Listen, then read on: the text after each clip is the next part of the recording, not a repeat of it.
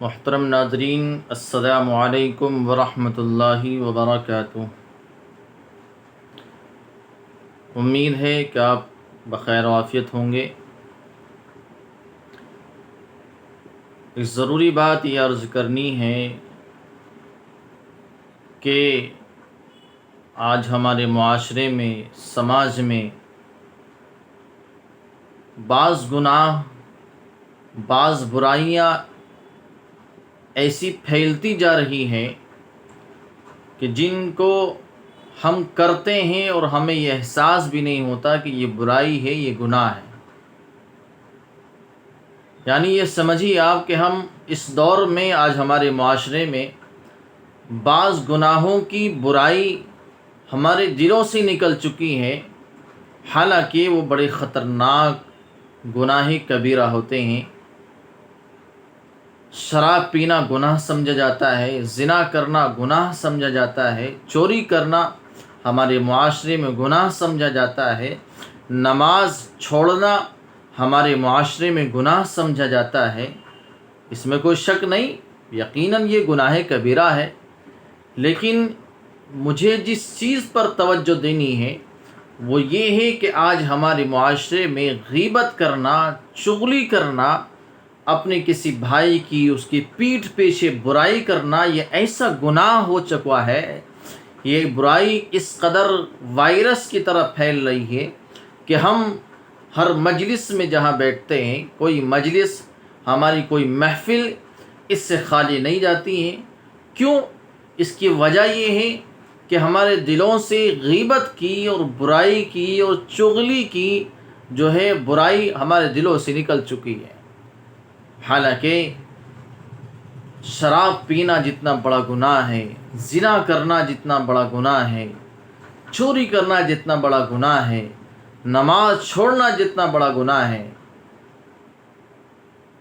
بالکل اسی طرح غیبت کرنا اور چغلی کرنا بھی بڑا گناہ ہے، گناہ کبیرہ ہے، کہ جس کا معاملہ تو اتنا خطرناک ہے، اتنا سخت ہے۔ فرمایا اللہ رب العزت نے قرآن کریم کی آیت میں کہ وَلَا يَغْتَبْ بَعْضُكُمْ بَعْضًا، کہ تم میں سے کوئی کسی کی غیبت اور چغلی اور برائی نہ کرے۔ أَيُحِبُّ أَحَدُكُمْ أَن يَأْكُلَ لَحْمَ أَخِيهِ مَيْتًا فَكَرِهْتُمُوهُ، فرمایا کہ کیا تم میں سے کوئی اس بات کو پسند کرتا ہے کہ وہ اپنے بھائی کا، اپنے مردار بھائی کا گوشت کو نوچ نوچ کر کھائے، حالانکہ اس کو کوئی پسند نہیں کرتا۔ تو جس طرح سے تم اس چیز کو ناپسند کرتے ہو، تمہارے دل کے اندر مردہ جان کی، مردہ انسان کے گوشت کو کھانا جیسے تمہیں برا لگتا ہے، تمہارے دل کے اندر کراہت محسوس ہوتی ہے، جس طرح سے تم اسے برا سمجھتے ہو، اس سے کہیں زیادہ برا غیبت اور چغلی کرنے کو سمجھا کرو، کیونکہ غیبت اور چغلی کرنا اپنے مردار بھائی کے گوشت کو کھانا ہے۔ اس لیے خدا را اللہ کے واسطے اس برائی کو آج ہی ہم چھوڑ دیں۔ ابھی اسی وقت اسی مجلس میں آپ کے پاس میرا یہ پیغام پہنچا ہے، ابھی اپنے دل کے اندر پکا ارادہ کر لیں کہ انشاءاللہ آج کے بعد سے میں کبھی کسی کی غیبت نہیں کروں گا، کبھی کسی کی چغلی اور برائی نہیں کروں گا۔ میرے بھائیوں، بزرگوں اور میرے نوجوان دوستوں، میری ماں اور بہنوں، جو بھی میری بات کو سن رہے ہیں، کل قیامت کے دن اللہ کے دربار میں ایک شخص کو لایا جائے گا کہ جو مفلس ہوگا۔ نبی پاک علیہ الصلاۃ والسلام نے فرمایا، اے میرے صحابہ کی جماعت، آپ جانتے ہو کہ مفلس کون ہے؟ فرمایا صحابہ نے، یا رسول اللہ، ہم تو اتنا جانتے ہیں کہ مفلس وہ ہوتا ہے کہ جس کے پاس نہ درہم ہو، نہ دینار ہو، یعنی دنیاوی ساز و سامان اس کے پاس نہ ہو، بلکہ غریب اور فقیر آدمی ہو۔ ہمارے نزدیک تو فقیر، مفلس وہ ہوتا ہے۔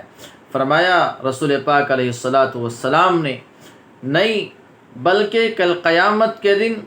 ایک شخص اللہ کے دربار میں آئے گا اور وہ اس حال میں آئے گا کہ اس کے پاس بڑی نمازیں ہوں گی، روزے ہوں گے، ذکر و اذکار ہوں گے، تلاوت ہوں گی، بے شمار عبادتیں اس کے پاس ہوگی، لیکن دنیا میں کسی کی برائی کر کے آیا ہے، دنیا میں کسی کی غیبت کر کے آیا ہے، دنیا میں کسی کی چغلی کر کے آیا ہے، دنیا میں کسی کا حق مار کے آیا ہے، دنیا میں کسی پر بہتان لگا کر کے آیا ہے، دنیا میں کسی پر الزام لگا کر کے آیا ہے، دنیا میں کسی کو اس نے ناحق طریقے پر ظلم کر کے اس کے مال کو چھینا اور کھایا ہے، لہذا کل قیامت کے دن یہ تمام لوگ